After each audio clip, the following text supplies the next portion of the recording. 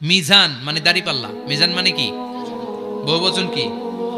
মাওয়াজিন। আল্লাহ বললেন ফা আম্মা মান সাকুলাত মাওয়াজিনু, এই মিজানের পাল্লা যদি কেউ ভারী করতে চান একটা দোয়া সকাল সন্ধ্যা পড়বেন, সুবহানাল্লাহি ওয়া বিহামদিহি সুবহানাল্লাহিল আযীম। আমার সাথে সাথে আওয়াজ করে পড়েন সুবহানাল্লাহি ওয়া বিহামদিহি সুবহানাল্লাহিল আযীম, সুবহানাল্লাহি ওয়া বিহামদিহি সুবহানাল্লাহিল আযীম। বিশ্বনবী বলেন এই দুইটা বাক্য জিহ্বায় উচ্চারণ করতে পাতলা, আল্লাহর কাছে বড্ড প্রিয়, কিন্তু মিজানের পাল্লায় রেখে দিলে ওজন হয়ে যাবে, বিশাল ওজন, আপনার ওজনের পাল্লা ভারী করে ফেলবে। দুইটা সিস্টেমে মালাকুল মাউত রূহ কাবাজ করে। আপনারা যারা আল্লাহওয়ালা, আপনাদের মাথার সামনে এসে একটা যুবক সুশ্রী, যত সুন্দর হতে পারে একজন মানুষ, এরকম একজন মানুষের চেহারায় আসবে আপনাদের কাছে, এসে সুগন্ধি পারফিউম মাখা সাদা ধবধবে কাপড় পরে এসে আপনার শিওরে বসবে, এসে খুবই বিনয়ের সাথে ভদ্রতার সাথে বলবে ইয়া আইয়াতুহান নাফসুল মুতমাইন্না, ইয়া আইয়াতুহান নাফসুল মুতমাইন্না, ইয়া আইয়াতুহান নাফসুত তাইয়্যিবা, হে পবিত্র আত্মা বেরোয় আয়। বলার সাথে সাথে আপনার রুহটা স্মুথলি বেরোয় যাবে। ইয়াতি বিহানুত মিন হানুতিল জান্নাহ, কাফান মিন আকফানিল জান্নাহ, জান্নাতের হানুতে করে কাফনের মধ্যে পেঁচিয়ে আপনার রুহটারে মালাকুল মাউত ইল্লিনে নিয়ে যাবে। আল্লাহ আমাদের সবার নসিবে এই ঘটনা তুমি জারি করে দিও, আমিন। আর যারা ইসলাম মানে নাই, কোরআন মানে নাই, বিশ্বনবীরে মানে নাই, তাদের সামনে কুৎসিত আকৃতির একটা ভয়ঙ্কর চেহারা নিয়ে আসবে। বিআকবাহি মা ইয়াকুন, হাদিসে এসেছে যত খারাপ হতে পারে একজন মানুষের চেহারা, যত দুর্গন্ধযুক্ত হতে পারে একজন মানুষের দেহ, বিদঘুটে ভয়ঙ্কর রাক্ষসে এক চেহারা নিয়ে আসবে।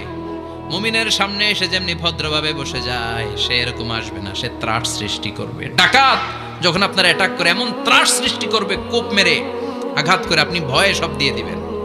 ওনারা দেখলে আপনার পিলে চমকে যাবে। ভয়ঙ্কর দুর্গন্ধযুক্ত কালো একটা ড্রেস পরে আপনার সামনে এসে এমন ত্রাস সৃষ্টি করে বসবে, ওইটা দেখলে অবস্থা খারাপ। চিৎকার দিয়ে ধমকাবে আর বলবে ইয়া আইয়াতুহান নাফসুল খাবিসা, হে পাপাত্তা বেরোয় আয় ইলা গাদাবিল্লাহ, আল্লাহর ক্ষোভ, আল্লাহর রাগের দিকে তুই বের হয়ে আয়। মুমিনের আত্মাটা যেমনি স্মুথলি বের হয়ে এসেছে, কাফেরের আত্মাটা বলার সাথে সাথে বেরোতে চাইবে না।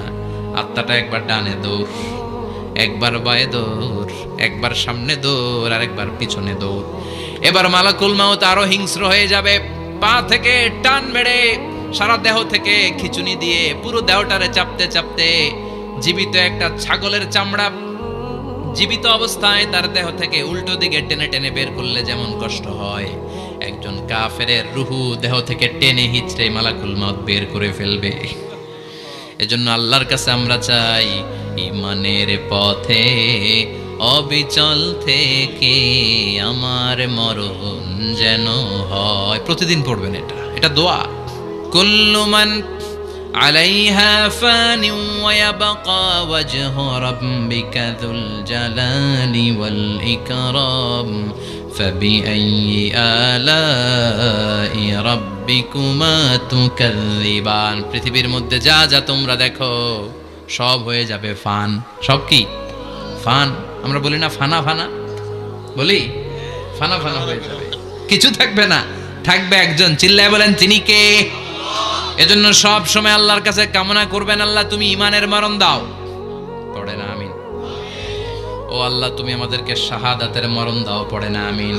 আমাকে শহীদ করে সেই মিছিলে শামিল করে নিও, যে মিছিলের নেতা মীরে হামজা খুবাইবে খাব্বাব আল্লাহর কাছে ছিল অতি প্রিয়, শামিল করে নিও আমাকে শহীদ করে সেই মিছিলে শামিল করে নিও। পড়ে না আমিন?